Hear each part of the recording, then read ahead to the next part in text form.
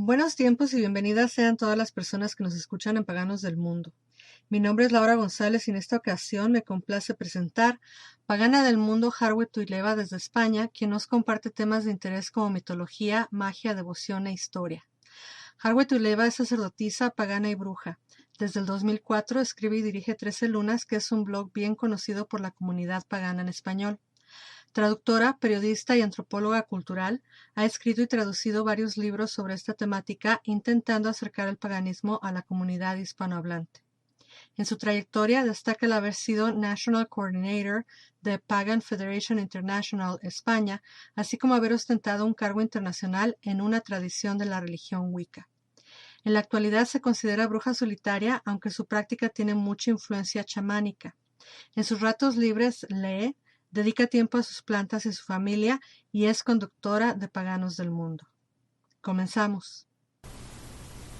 Saludos a todos y todas y muchas gracias por acompañarme otro día más en este viaje. Yo soy Harriet Tuileva del blog 13 Lunas y también de Paganos del Mundo, vuestro espacio radiofónico en CSNP.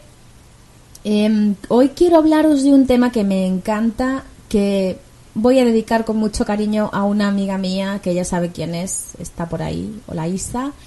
Y mi amiga siempre llama a esto, a lo que voy a hablar hoy, chamanismo transcultural, porque el chamanismo es verdad que trasciende fronteras, trasciende culturas, trasciende países y trasciende incluso épocas.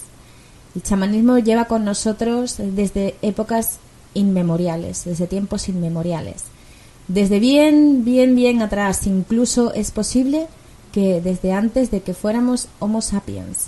Así que quédate conmigo si quieres escuchar un poquito sobre paganismo, no desde ninguna cultura en particular, por eso lo he llamado transcultural o que trasciende culturas, chamanismo que trasciende fronteras, porque hay mucho de qué hablar a este respecto. Y lo primero que hoy me gustaría traer aquí a la palestra del programa es ¿qué es el chamanismo? Aquí habrá muchísima gente que me diga que el chamanismo es esto, que se da en esta cultura, que se da en esta otra, que si se da en Perú, que si se da en México, que si se da cerca de Vancouver, Canadá. Todo esto es cierto. Todas las afirmaciones son ciertas. Incluso se da en mi España natal, aunque hay mucha gente que eso no lo reconoce. Y no lo reconoce principalmente porque no lo ve. Pero cuando empezamos a analizar qué es el fenómeno del chamanismo, cómo se da, y nos damos cuenta de que a pesar de de lo lejos que estamos unos de otros, en realidad el chamanismo es un fenómeno que está muy metido dentro de nuestro ADN, de cómo somos, de nuestra organización natural, que es la tribu. Cuando nos damos cuenta de eso, nos damos cuenta de que no existe un único chamanismo, existen los chamanismos. Otra cosa es la apropiación cultural. Pero bueno, en cualquier caso, hoy quería hablar un poquito de esto y que, como decía, y estaba a puntito de definir qué era el chamán. Mirad, en sí el término chamanismo viene de chamán. La palabra chamán viene del idioma tungu, es shaman. No tiene nada que ver la desinencia man con ser hombre en inglés, ¿vale? Sino que es una palabra en sí que es aquel que. Y sha significa, es el verbo saber, con lo cual se traduce como aquel que sabe. ¿El idioma tungu dónde se da? Me diréis vosotros, porque claro, no es que haya muchos filólogos de tungu por ahí fuera. Bueno, puede ser que sí. El idioma tungu es un idioma que se habla en Siberia. Si cogemos un mapa del mundo, nos vamos a Rusia. Vemos que Rusia abarca una gran cantidad de Asia y bastante también de Europa. Es uno de los países más grandes del mundo. Creo que no es el más grande, pero por ahí anda. Y Siberia está, toda la parte asiática. Es una región de Rusia con un clima dificilísimo, y si en Enamorarse es divino, que fue el programa en el que participé anteriormente, que si no lo habéis escuchado, corred, hacedlo, porque hay muchos conceptos aquí que se van a ver, principalmente el concepto de supervivencia, que es crucial para todo el ser humano.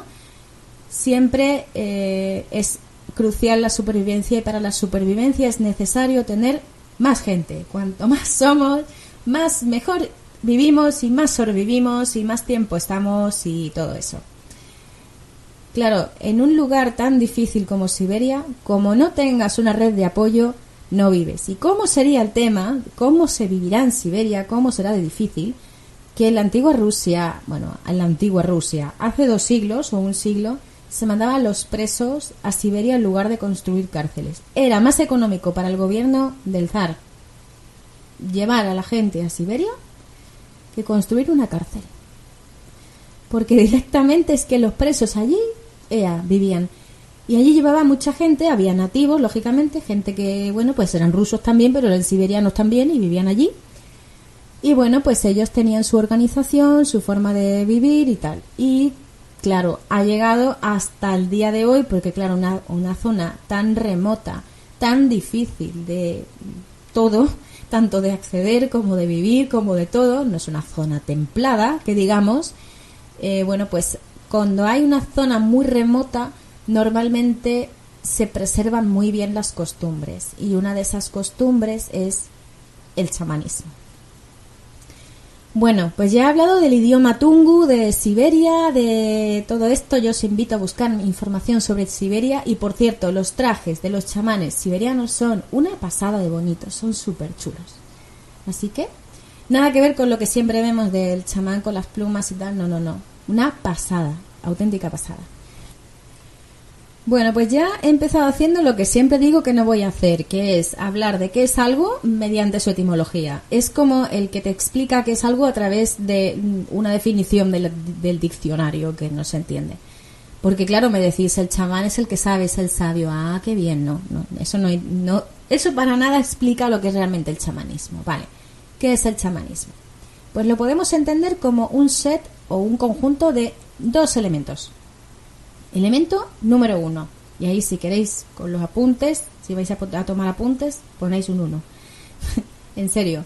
Elemento número 1, la creencia. ¿En qué consiste esta creencia? No estamos hablando de una religión, ¿vale? Aquí es donde saco un cartel con neones y os digo, el chamanismo no es una religión. Es un sistema de creencias que es diferente, ¿vale? La religión lleva aparejada pues un poquito más, va como con unos rituales. Por ejemplo, ¿qué sería una religión? El animismo es una religión, porque la religión es algo que practica todo el grupo humano, ¿vale? El animismo consiste en una cosa muy muy parecida al chamanismo en cuanto a su sistema de creencias, porque el animismo también piensa que hay como un mundo espiritual, lo que pasa es que está como ligado directamente a las cosas que hay, es decir, como que las cosas están animadas, ¿no? Que todo tiene un alma. Todo tiene un ánima, entonces se pueden comunicar, en fin, tiene una cierta relación con el chamanismo. Vale, pero el chamanismo en particular no requiere que todo el mundo crea que existe eso.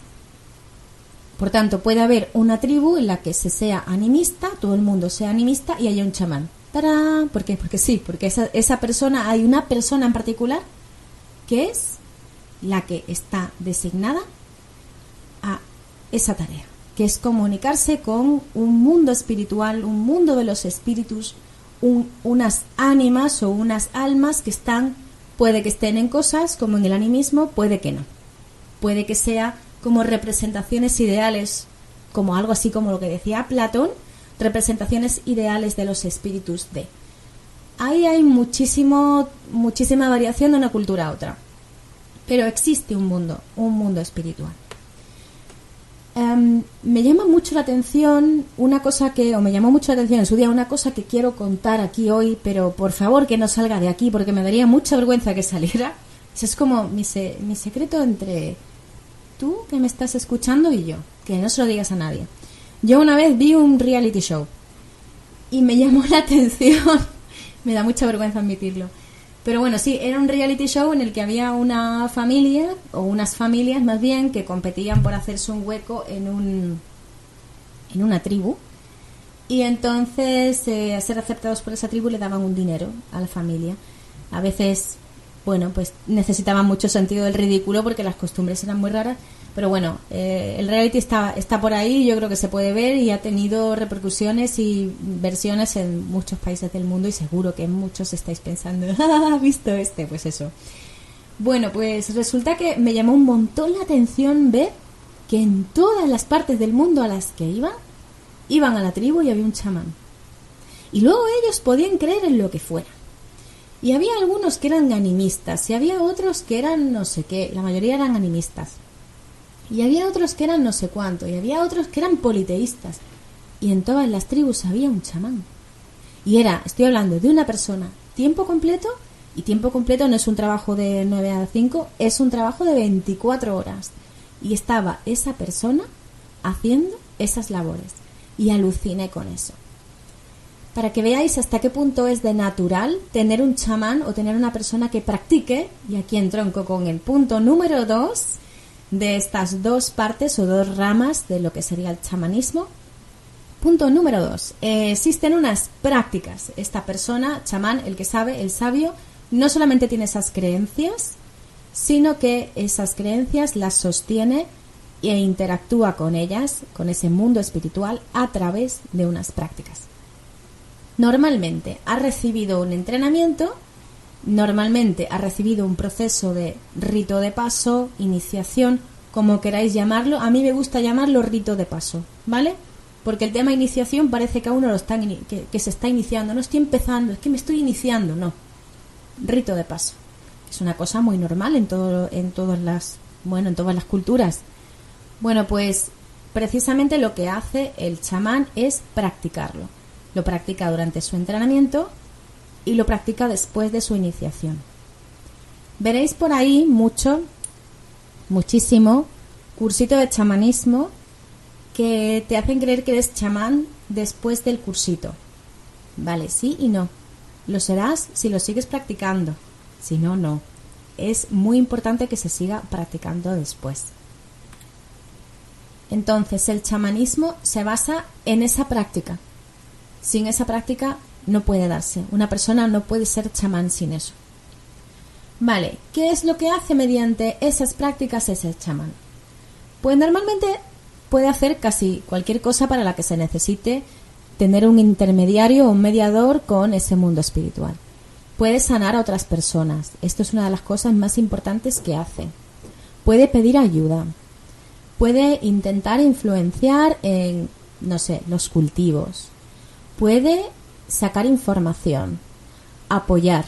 Y una de las cosas que más me ha llamado la atención, porque esto yo no lo sabía y me ha venido muy bien hacer este programa porque cuando me estaba documentando para él estuve leyendo algunos comentarios de chamanes, personas que sí habían recibido formación como chamanes, y había un chico de Siberia, era ya un hombre de Siberia, y lo que contaba el hombre de Siberia era que él tenía que ser también, o tenía que garantizar que su postura como chamán fuera la de oponerse al poder en el caso de que el poder no tuviera razón. Es decir, él lo argumentaba de la siguiente forma. Él pensaba o decía que en su tradición había lo estoy diciendo de memoria porque me lo escuché en inglés, ¿vale? Y el hombre tenía un acento inglés, por cierto, morrocotudo, muy difícil de entender, pero bueno, lo voy a explicar tal y como me viene así traducirlo de cabeza. Entonces, él decía que le habían enseñado que había unos chamanes antes que también eran reyes, porque a los chamanes se les daba como ese poder, ese rango. Los reyes eran elegidos y además los espíritus decidían quién tenía que ser el rey. Pero que cuando había personas que no ostentaban bien el poder, que eso podía pasarle a cualquiera, pues resulta que se necesitaba alguien con el suficiente conocimiento como para decir, oye, pues mira, pues no. Entonces, que el chamán tenía que tener, digamos, la fuerza como para oponerse a un sistema opresor o a un sistema que no hiciera bien su trabajo. Es decir, era como una manera de poner pues un veto, un sistema de control, una comisión de garantías, llamadlo X como queráis, a lo que fuera, lo que hiciera el monarca que hubiera o el jefe de la tribu o quien fuera. que había muchas partes del mundo que él había estudiado también otras culturas ya por saber, que era siberiano, pero que había estudiado muchas culturas más por saber, y que se había dado cuenta de que eso pasaba en muchas otras partes, es decir, que no siempre el jefe y el chamán eran la misma persona, que había partes, había tribus en las que se daba esa casualidad, pero que en la mayoría no. Y esto me llamó mucho la atención, porque luego cuando os planteáis o miráis y reflexionáis un poco, y ahí os dejo con esta reflexión antes de pasar al siguiente bloque del programa, muchas veces se ha visto a la bruja como una persona, digo, la bruja esta clásica de cuento que está en el campo, que vive aparte, se la ha visto como, pues una señora que estaba fuera de la ley, fuera de esto, fuera de lo otro. Y lo que esta persona argumentaba me resonó mucho, porque pensé, claro, igual que la mayor parte de las brujas, de los curanderos que hemos vivido en nuestros campos de toda la vida, muy probablemente sean la versión, no sé, yo hablo por España, pero la versión europea de eso. Luego vamos a ver un poco más sobre el chamanismo en otras partes del mundo, porque no todo el monte es orégano y no todo el chamanismo europeo es así. Pero os lo quería comentar porque quizá tenemos el chamanismo más cerca de lo que pensamos y nos estamos yendo a otras partes del mundo porque lo tenemos muy romantizado. Y vamos a seguir en un ratito, os dejo con un pequeño corte y enseguida volvemos.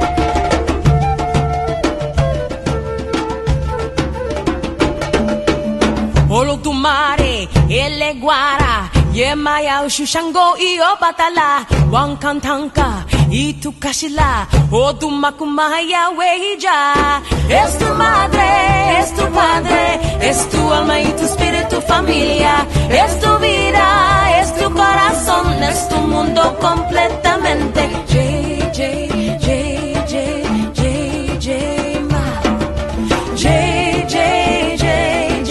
J, J, ma. J, J, J, J, J,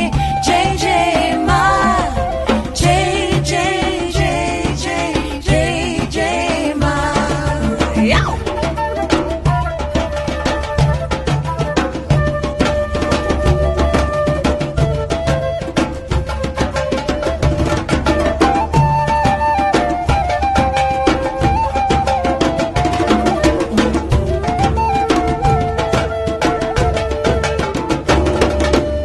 Jaya Lakshmi, Jai Ganesha, Saraswati, Shiva, Ishtari, Shanti, Afrodite, Prosorbine, Jaya Danukuna, Heani, Athena. Es tu hermana, es tu hermano, es mejor que tu amorado, es tu futuro y tu pasado, son tus niños y tu antepasado. Jai, Jai, Jai, Jai, Jai, Jai, Ma.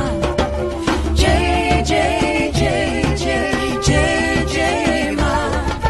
Jai, Jai, Jai, Jai, Jai, Jai, Ma. Jai, Jai, Jai, Jai, Jai, Jai, Ma.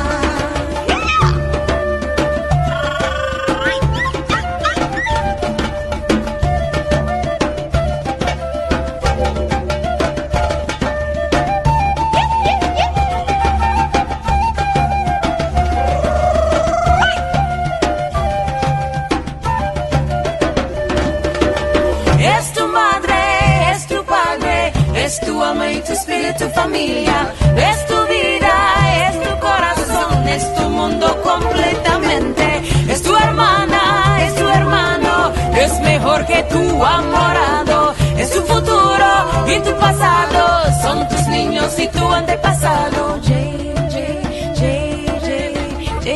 J, ma, J, ma,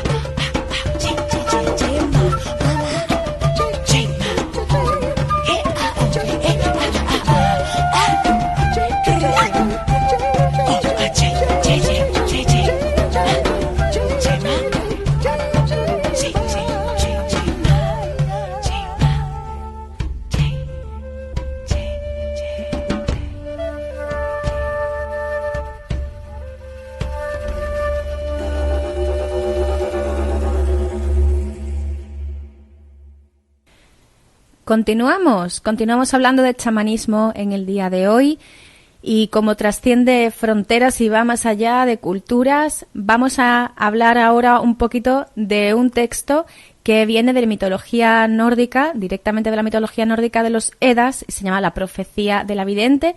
Es un texto que se dice algo así como Voluspa, no sé muy bien pronunciarlo, por favor, que me perdonen todos los odinistas.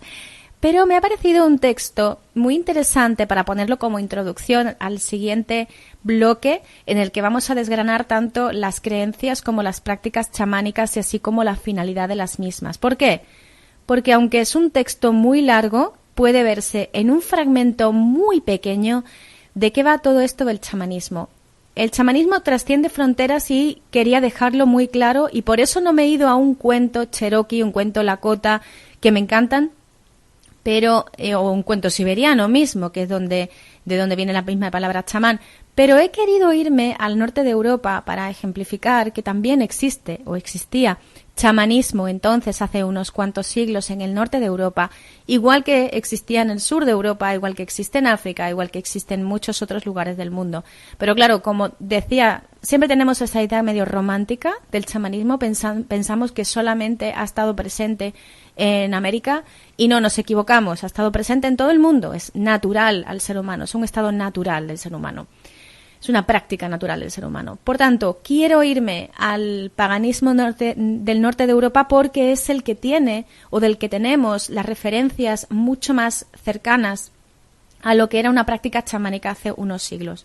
Ojo con esto, cuidado, porque las Edas, igual que muchos otros textos, nos vienen filtrados por monjes cristianos que a veces le ponen un poco de fantasía al tema, pero ahí queda, y siempre digo, hay que tener un poco en cuenta que existe el poeta, sí, pero ahí queda dentro, está como subyacente todo ese tema chamánico del que estamos hablando hoy.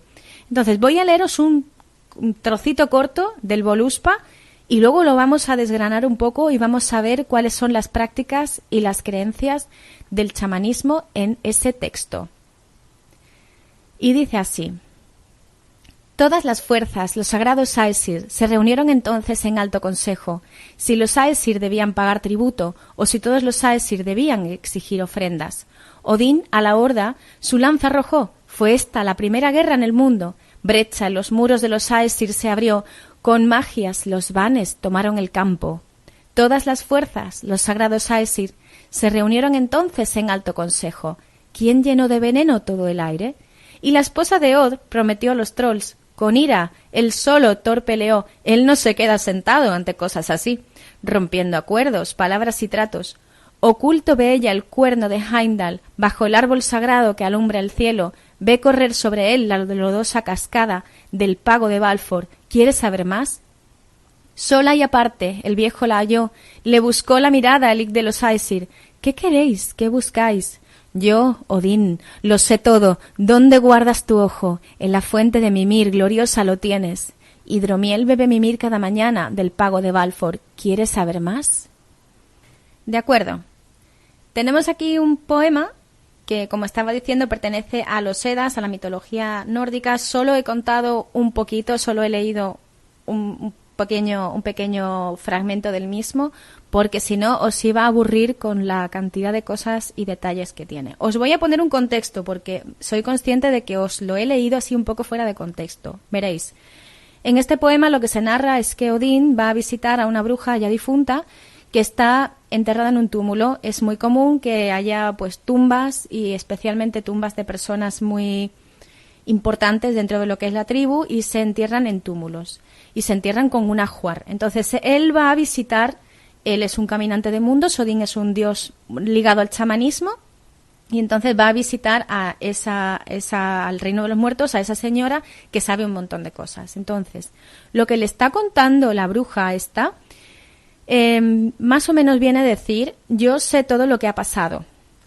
Soy tan buena, soy tan poderosa, incluso después de la muerte, que vengo a contarte cosas que yo no tendría forma de saber porque estaba viva durante un periodo corto de tiempo. Todo el mundo sabemos que vivimos nuestra existencia física durante un periodo cortito de tiempo, pero ella es tan poderosa y sabe tanto que le dice a Odín: mira, esto lo has vivido tú, y tú estabas allí, ha habido una guerra contra los Vanir, tú eres un Aesir, ya sabéis que existen dos tipos de, digamos, espíritus, casi dioses, por así decirlo, por un lado, y dioses propiamente dicho, que son los Aesir, según algunas tradiciones. Luego hay otras tradiciones de paganismo nórdico que veneran a los dos, incluso a otras criaturas.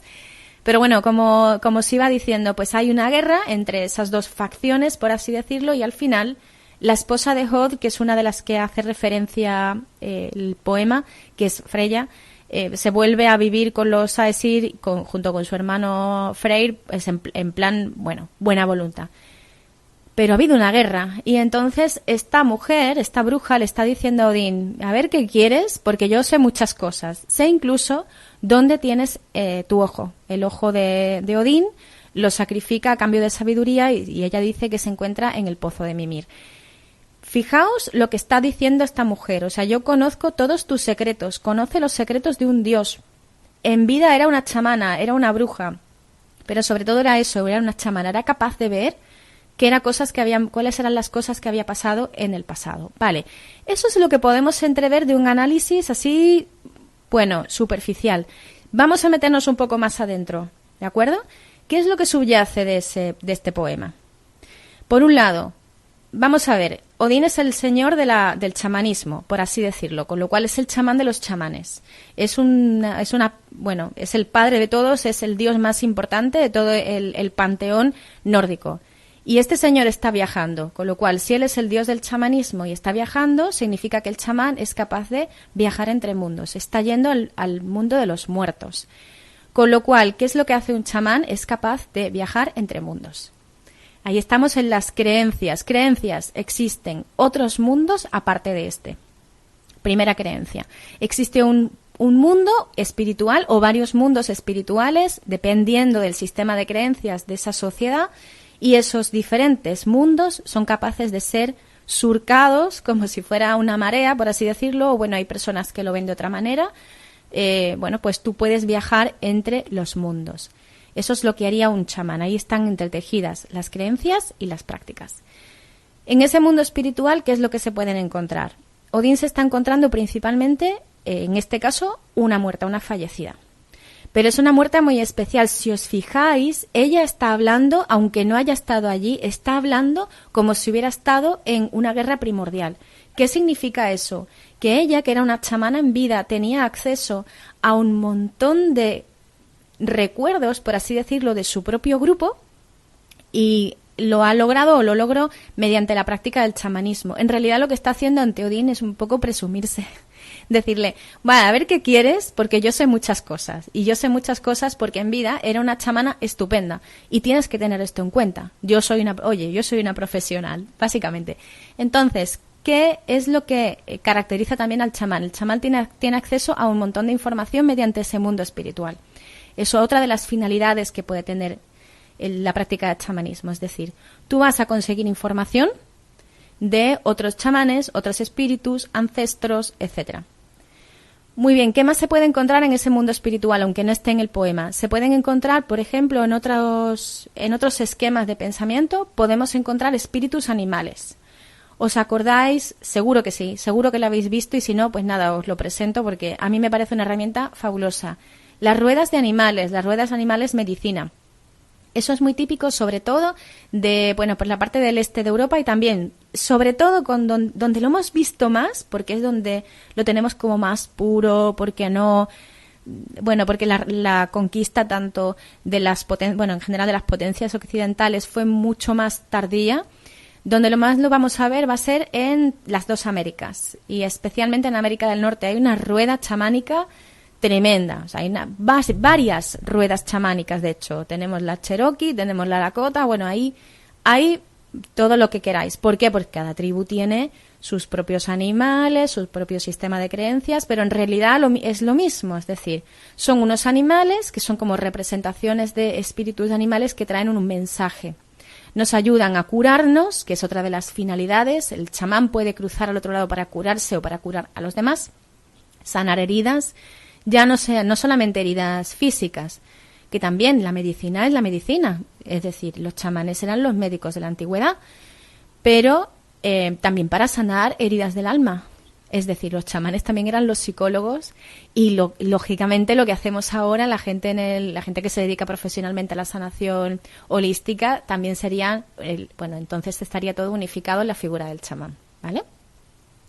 ¿Qué más puede encontrarse en ese mundo espiritual?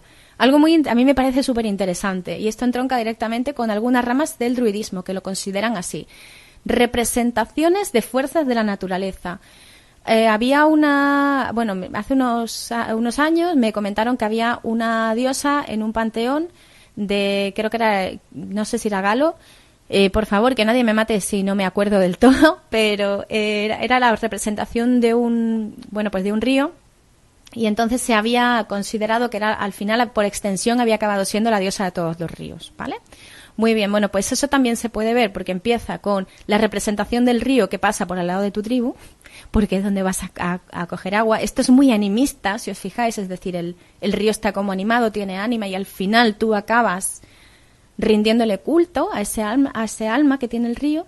Bueno, pues a partir del mundo espiritual, como ese río es tu río, digamos, madre primordial, al final acaba siendo la representación de todos los ríos y al final tú acabas yéndote al mundo espiritual a irte pues como a eso, a hablar con la personificación de todos los ríos. Al final eso acaba siendo prácticamente politeísmo, ¿ok? Es decir, hay como un salto, y eso lo vimos en el programa anterior, en Enamorarse es Divino, hay un salto entre el animismo y el politeísmo, porque casi todas las culturas han empezado siendo animistas y luego ya se van como, bueno, haciendo como mucho más universales, los conceptos se hacen mucho más universales y ya no es el espíritu de esa piedra o el espíritu de ese río, sino que es el espíritu de todos los ríos, el espíritu de todo tal, y al final acaban siendo los dioses de. Bueno, pero el chamán, que ya hemos dicho que puede permeabilizar múltiples religiones, ¿no? El chamanismo en sí no es una religión, es un sistema, entonces puede permeabilizar muchas creencias diferentes, puede estar presente en el animismo y puede estar presente perfectamente en el politeísmo. Hay autores que consideran, aquí pongo una nota, hay autores que consideran que el politeísmo heleno tiene muchos elementos de chamanismo, sobre todo en los oráculos. Y esto me parece súper gracioso porque normalmente no lo vemos. Pero claro, no lo vemos porque nos queda muy cerca. Cuando algo nos queda muy cerca, por regla general no somos capaces de verlo.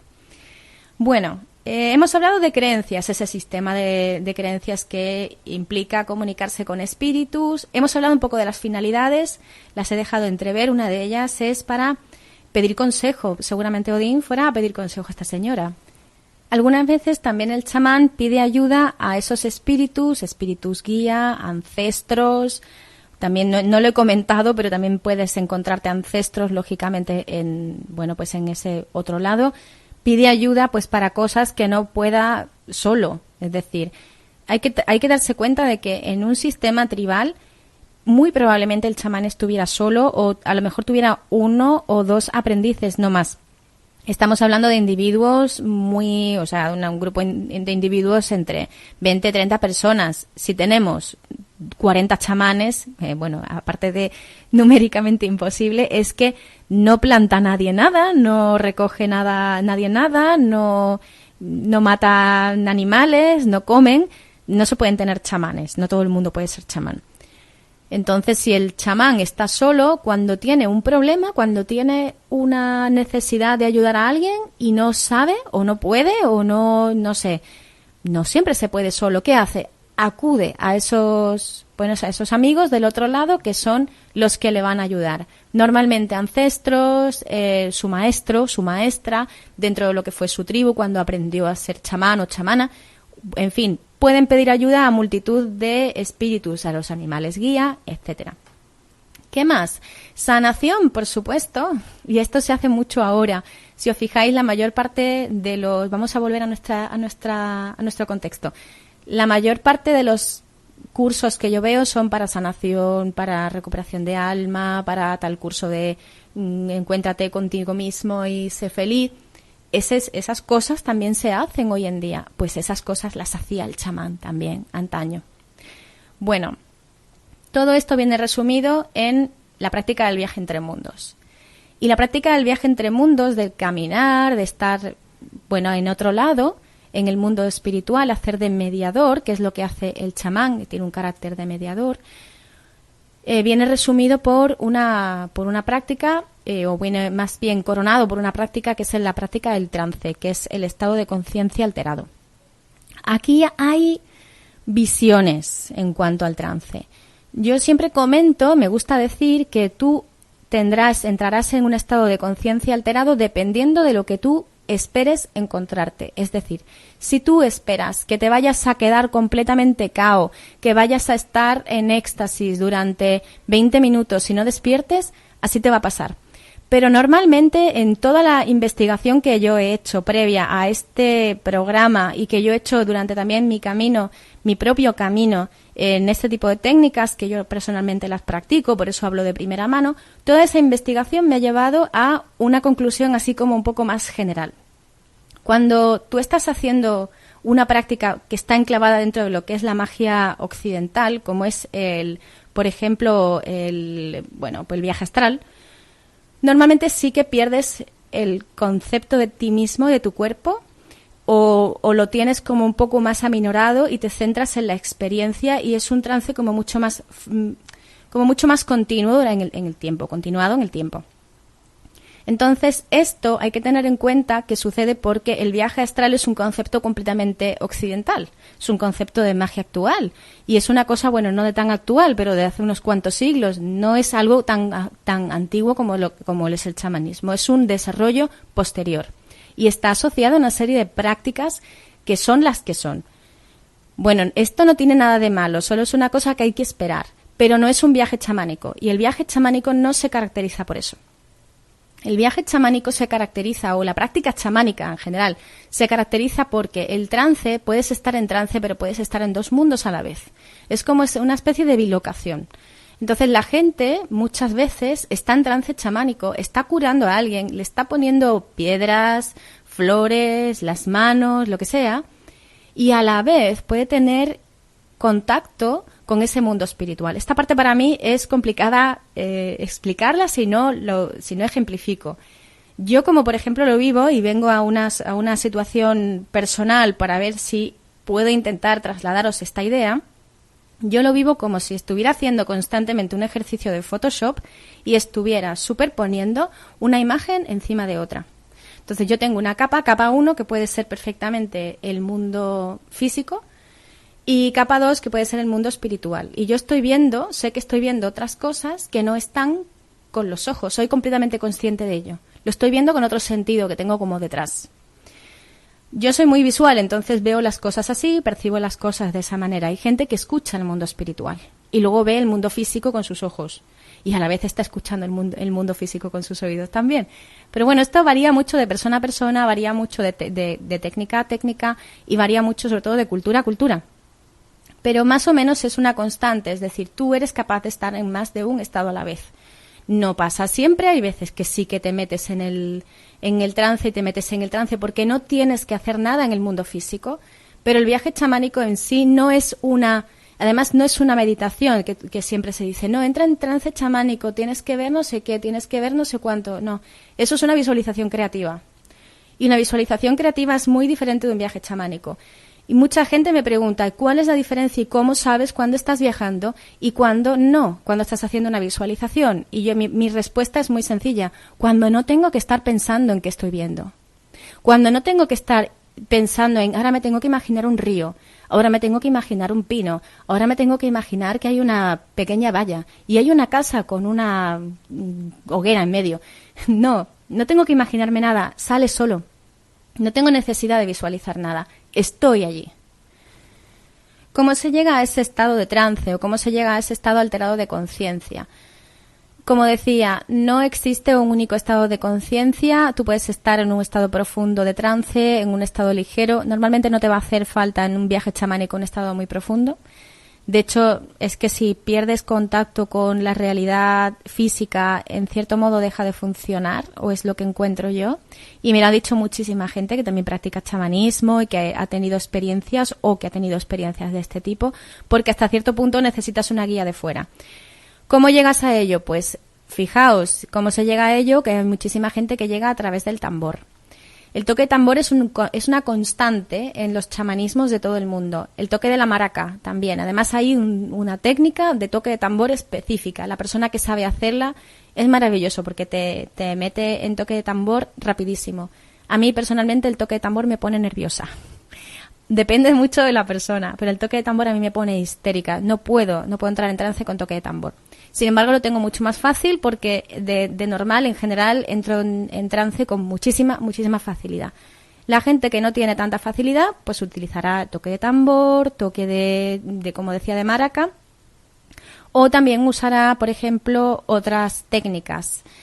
Hay muchísimas técnicas para entrar en trance. La más divertida de todas fue una que le escuché a un caota que decía que entraba en trance repitiendo la palabra Coca-Cola, lo cual me hizo muchísima gracia. El cántico chamánico, que también es una constante, y ahí sí que yo entro mucho en trance y de vez en cuando hasta los canalizo, también es una técnica para entrar en trance, es decir, empezar a cantar palabras o frases o entonar algo o algo así. Las personas que trabajamos con nuestra voz, pues normalmente también tenemos facilidad para eso.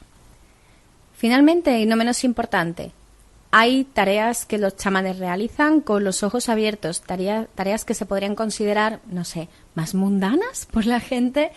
Una de esas tareas la conocemos muy bien y es la de ir a recoger, ir a ver, ir a explorar.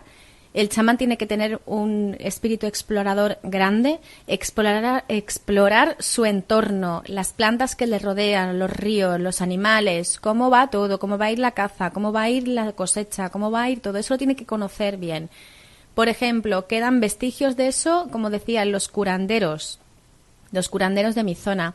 Quedan vestigios de eso en las cabañuelas. No sé si sabéis alguno lo que son las cabañuelas, pero es una forma de predecir el tiempo que va a hacer en los próximos meses mediante, pues una especie de costumbre medio estadística de cómo creo que es el mes de agosto y no sé si es el mes de enero, que se dice cómo va a ir el resto del año. El mes de agosto seguro.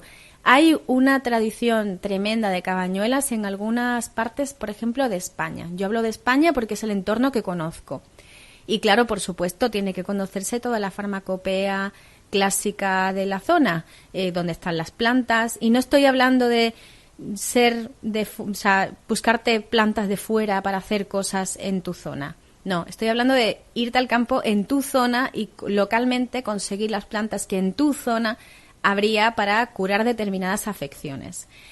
Luego hablaré un poquito de apropiación cultural, pero por ahí va también la cosa, es decir, te pillas las plantas que tienes a tu alcance, no te pillas la salvia de otro continente, por internet la buscas y la aplicas. No, lo interesante es hacerlo con el material que puedas conseguir en tu día a día.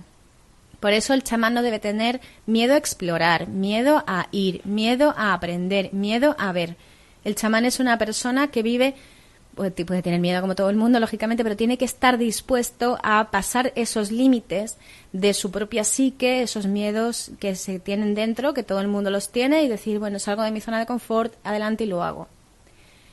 Y ya para terminar, la última función también es bastante mundana y es la de la mediación entre el poder y la tribu, las nuevas cosas, todo lo que vaya a venir, etcétera. Como además el chamán tiene que estar muy preparado, Ojo, que pasa muchísimo tiempo hasta que un aprendiz logra ser chamán. Es una cosa tremenda de tiempo, por lo menos en las tribus. Pasa muchísimo tiempo, son personas muy preparadas. De ahí viene, por ejemplo, la idea de que los druidas pasaban 19 años estudiando. Ahora a lo mejor no haría tanto tiempo porque tenemos un sistema escolar buenísimo, un sistema educativo que nos permite estar estudiando muchas de las cosas que ya estudiaban los druidas hace un montón de siglos, pero aún así es necesario que nos llevemos nuestro tiempo estudiando. Y lo dice alguien que lleva muchísimo tiempo estudiando y no me considero chamana para nada. Quizás soy caminante de mundos, pero no me considero chamana porque me falta mucho, mucho por recorrer. Pero bueno, os hablo desde el punto de vista de alguien que sí que practica el trance y sí que practica algunas de las prácticas chamánicas tradicionales que se podrían considerar asociadas a ello, ¿no? Bueno, ya está por ahora. Ahora, por favor, dadme minutitos que descansemos un poco. Vamos a hacer una pequeña pausa y enseguida vuelvo con vosotros para hacer una reflexión sobre apropiación cultural, drogas y demás. Y terminamos nuestro programa de hoy en Paganos del Mundo. No os vayáis. Estás escuchando Paganos del Mundo, creando puentes de unión en la comunidad pagana internacional. Continuamos con más. No te despegues. Bien, hemos estado hablando de chamanismo a todo lo largo y ancho de este mundo. Es súper amplio. El que quiera estudiar, ahora daré también unos libros o unas referencias de unos libros para que se pueda nutrir un poquito más de este tema. Pero antes de eso, yo quiero lanzar una pequeña advertencia. Tampoco es una advertencia de mal rollo, ¿eh? Yo solamente quiero advertir de una cosa. Existe un fenómeno llamado apropiación cultural. Últimamente se oye mucho hablar de eso. Se ha hablado hasta de las canciones de Rosalía, que sí hacen apropiación cultural de la cultura gitana, porque ella no es gitana, ella es catalana. Pero bueno, se ha hablado mucho de eso, ¿vale? Y la gente está, pues, que trina con ese tema. Y no es para menos, porque la apropiación cultural, es verdad que surge de una necesidad. Y surge de una necesidad que he apuntado antes, la necesidad de que no tenemos chamanes suficientes en nuestra cultura. Yo decía antes, no tengo chamanes cerca, tengo que buscarme la vida. Y es verdad, si yo quiero hacer algo relacionado con caminar entre mundos, tengo que irme a otras culturas en las que, pues existen textos, que eso es lo malo. También lo apuntaba antes, el análisis de texto tiene un punto bueno, y es que está muy accesible, lo puedes revisar muchas veces, pero el punto malo es que no siempre se corresponde. Nos quedamos en el fenómeno y no nos podemos ir más adelante o más profundamente porque no tenemos más referencias culturales de esa sociedad o de esa cultura. Y lamentablemente cuando hacemos un análisis así, cuando hacemos un análisis parcial, no podemos hacer un análisis antropológico completo. Solamente estamos analizando el texto. No podemos vincularlo, por así decirlo, a elementos que están presentes en la sociedad. Por tanto, nos seguimos quedando cojos. Y existe una necesidad de chamanes en nuestra sociedad. Y si no existiera, no habría cursos de fines de semana de ayahuasca. Y lo digo así abiertamente, la gente lo pide. Porque les hace falta. Porque hay muchas cosas que hemos conseguido hacer con la sociedad que tenemos, gracias a la medicina, gracias a la ciencia, pero hay un vacío en nuestros corazones que ni Netflix puede llenar. Ni Netflix, ni todos los Netflix del mundo, ni el amor, que también últimamente lo estamos dejando de lado y hay como una crisis en el amor, se dice.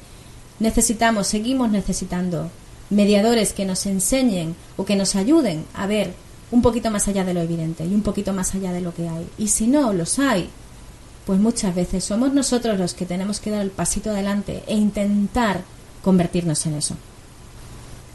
Y bueno, ahí es donde asoma la nariz la apropiación cultural.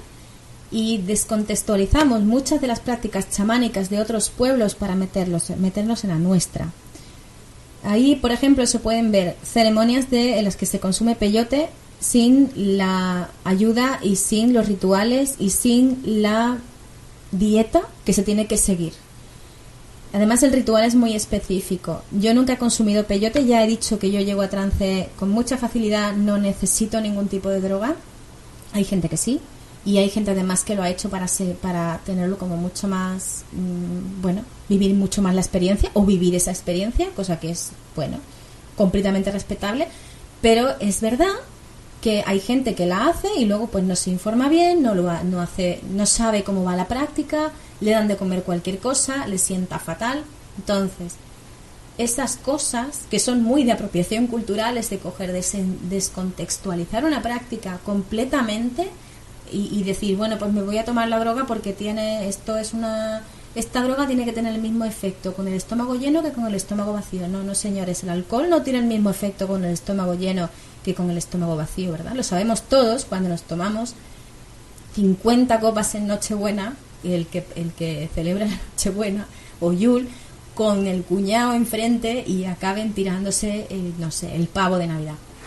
Bueno, eso lo sabemos todos. O sea, el alcohol no sienta igual. Pues ¿cómo va a sentar igual el peyote?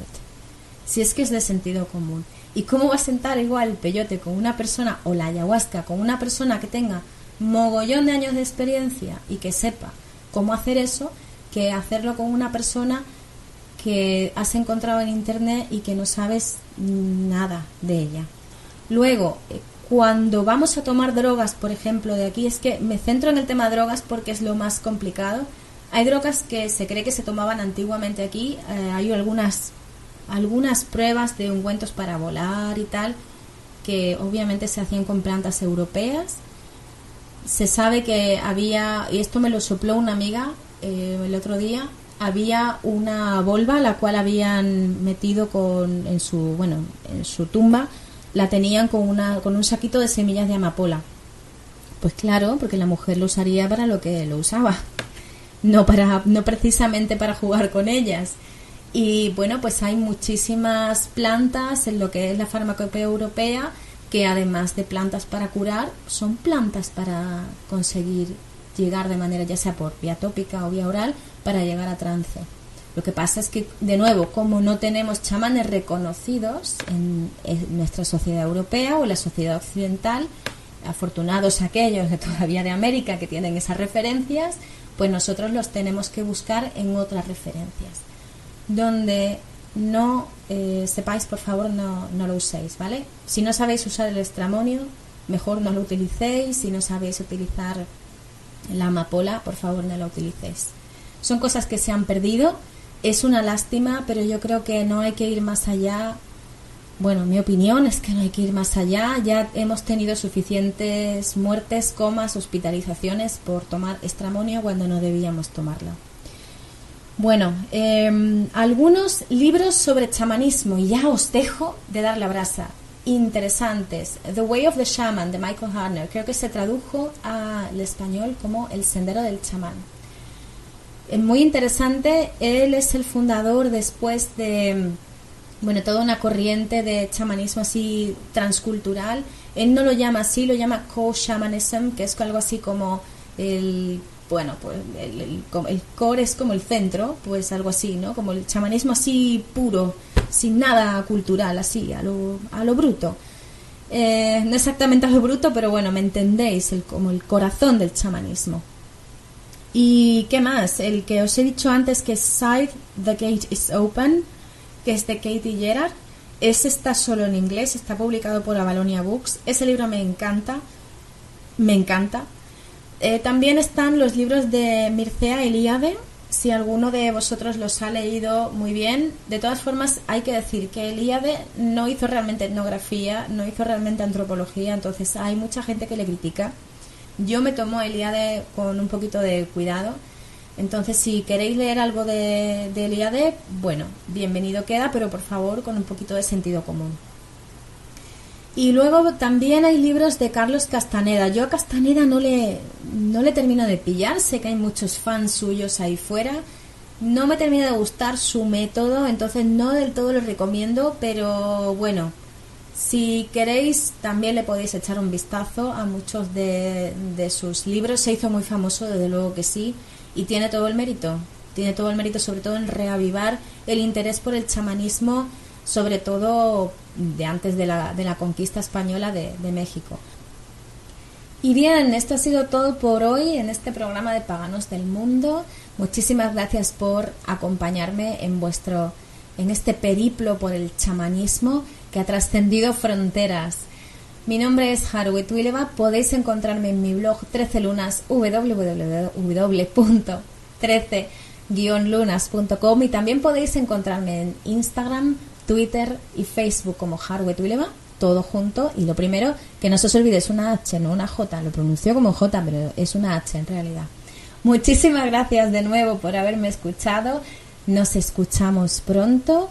Un besazo. ¡Mua! Paganos del Mundo es una producción de Laura González para CSN Podcast, creando puentes de unión en la comunidad pagana internacional.